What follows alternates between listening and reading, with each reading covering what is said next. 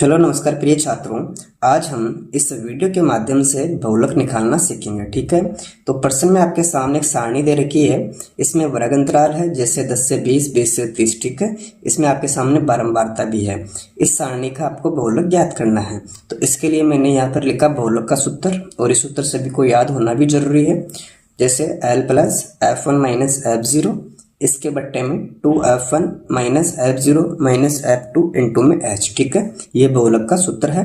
तो बच्चों इसके लिए आपको L का मान चाहिए, F1 का मान चाहिए, F0 का मान चाहिए, F2 का मान चाहिए और H का मान चाहिए। तो मैंने यहाँ पर लिखा L का मान, F1 का मान, F2 का मान, F0 का मान और H का मान। लेकिन इनका मान कैसे ज्ञात करेंगे, इंपॉर्टेंट बात तो ये है ना।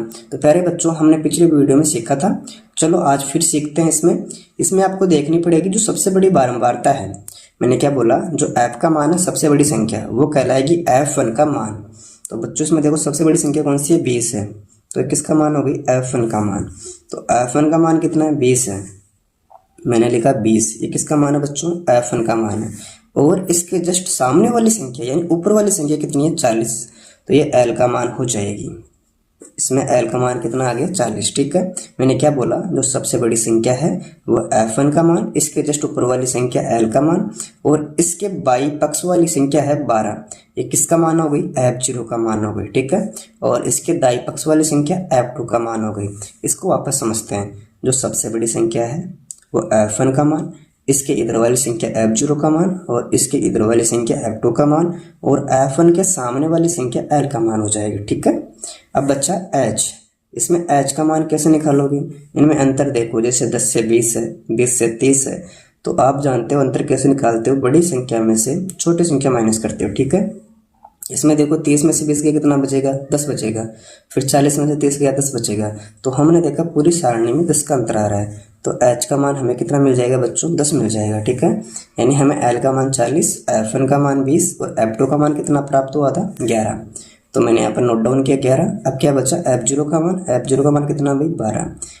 ठीक है, इस प्रकार हमने इन सभी के मान निकाल लिए। अब इन मानों को फिट करेंगे सूत्र में, तब हमें आंसर मिल जाएगा। ठीक है, तो बच्चों देखो पहले क्या आना चाहिए इसमें, L।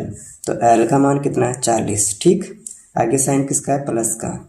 फिर ब्रैकेट ओपन करेंगे, इसमें आएगा F1 का मान। तो बच्चों आपको देखना है F1 का मान कौन सा है। इसमें F1 का मान हमें मिला था 20। ठीक, आगे साइन है माइनस का। अब आएगा F0 का मान। F0 का मान बच्चों कितना, 12। ठीक है, इसके बट्टे में क्या आएगा, 2। फिर F1 का मान लिखो। F1 का मान कितना भाई, F1 का मान है 20। इसको डालो ब्रैकेट में, आगे साइन माइनस का है। अब आएगा F0 का मान। तो बच्चों F0 का मान देखो कितना है, 12। ठीक है, फिर माइनस का साइन है। इसमें देखो F2 का मान कितना है, 11। ठीक, इनटू में आ जाएगा H। देखो बच्चों H इसमें कितना है, 10 है। ठीक है, यानी हमने जो मान दे रखे थे इसको सूत्र में फिट कर लिया। ठीक, अब इसको हल करते हैं, उतारेंगे 40, आगे साइन प्लस का। ठीक, अब यहाँ देखो प्लस के 20 है, यहाँ माइनस के 12 है। तो कितना बचेगा, 8। ठीक, इस 2 को 20 से मल्टीप्लाई कराओ तो 40 आ गया।